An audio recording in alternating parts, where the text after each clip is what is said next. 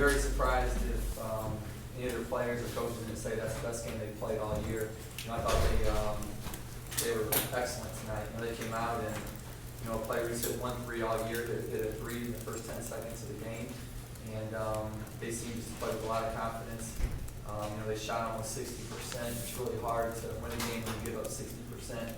I thought offensively we had a terrific game. Look at our percentage, look at our 9 turnovers.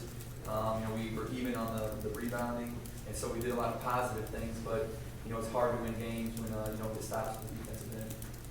Is it a question of you didn't just accomplish enough on the defensive end, or you have to tip your cap to them at some point? I think it was a little bit of both.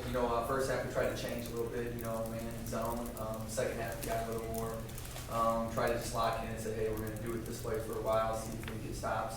And, credit them, they made a lot of shots, and when they weren't making shots from the outside, they were driving the ball, to the rim and finishing strong at the rim.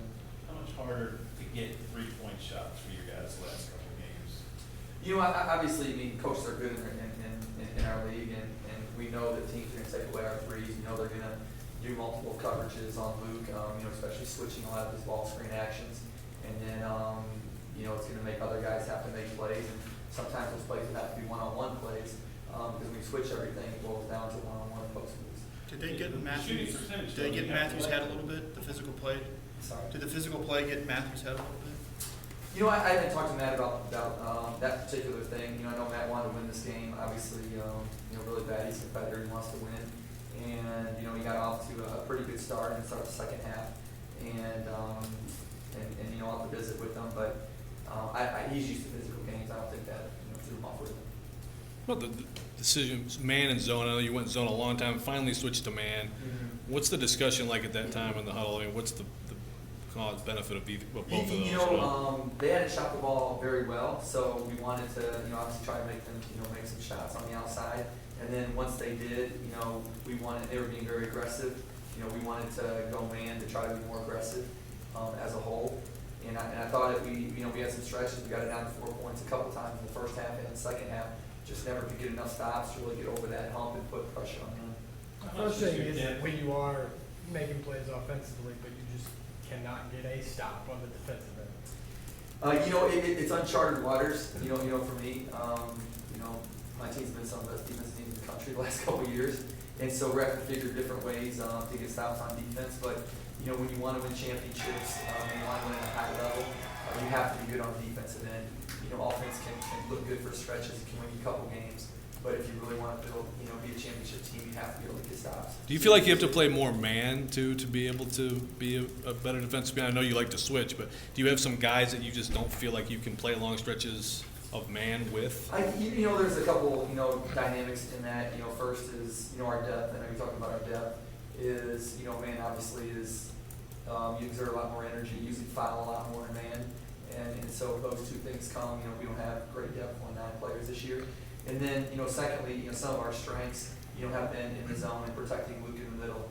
And sometimes against man, he extends out on the floor. And again, we want to keep him such a great shot blocker. We want to keep him around the rim as much as possible. And not get him in ball screens? Correct. Defensively? Yeah, rotate the ball screens.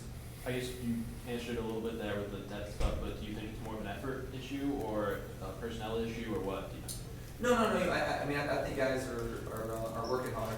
I think again Tennessee was really good tonight.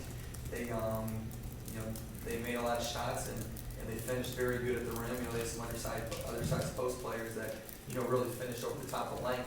And anytime a 6'5" guy shooting over 7'1" guy, I thought Luke played pretty good defense. They just made some good shots.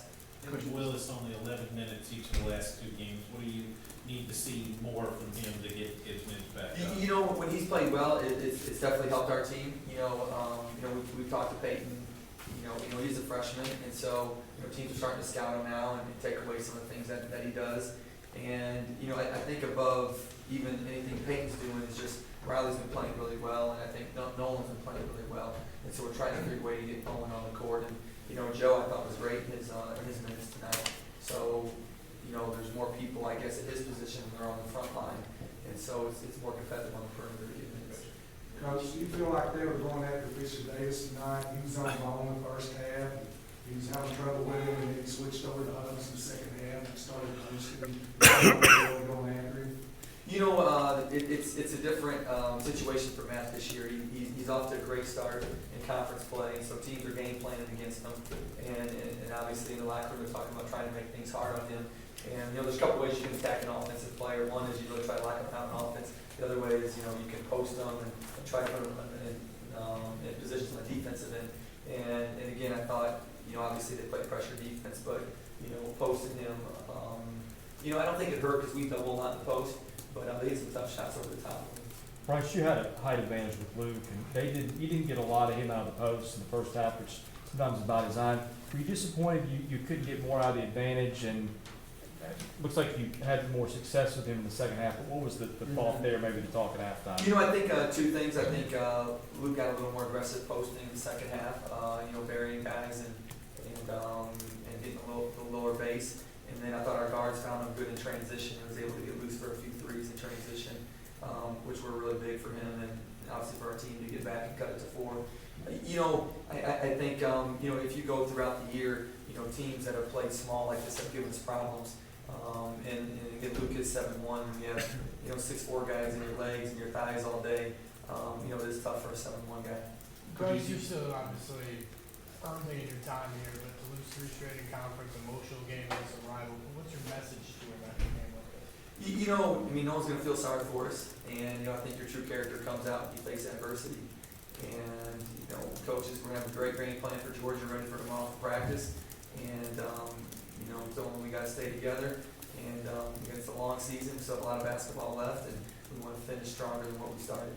But your team stayed out of foul trouble for most of the second half. Why weren't you kind of able to take more advantage of that down the stretch where you were able to have Luke, being able to be his true defensive self? Yeah, again, I thought Tennessee really made some tough shots over the top of them. That again, you got credit them for doing.